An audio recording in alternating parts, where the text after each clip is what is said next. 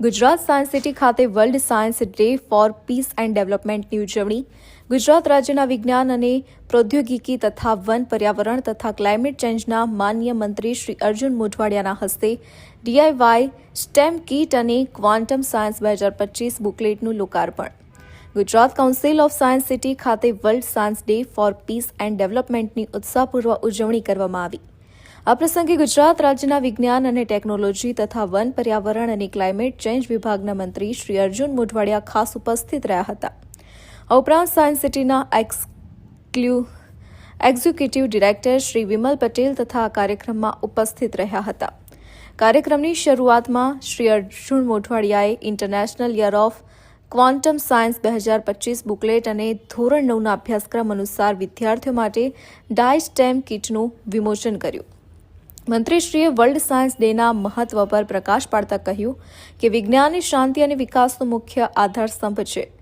તેમણે વૈશ્વિક સ્તરે તેમજ ભારત અને ગુજરાતમાં વિજ્ઞાન ક્ષેત્રે થયેલી પ્રગતિની વિગતવાર ચર્ચા કરી।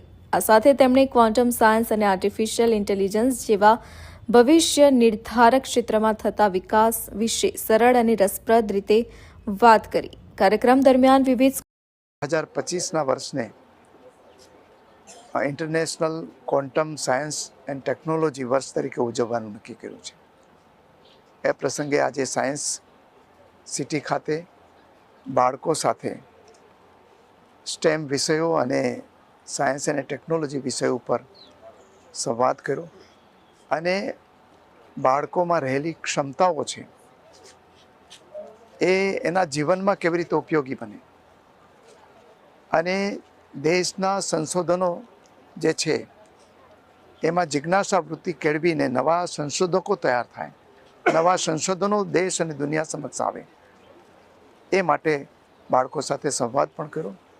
આપણે સદભાગી છીએ કે આપણી પાસે વૈશ્વિક દ્રષ્ટિ ધરાવતા યશસ્વી પ્રધાનમંત્રી નરેન્દ્ર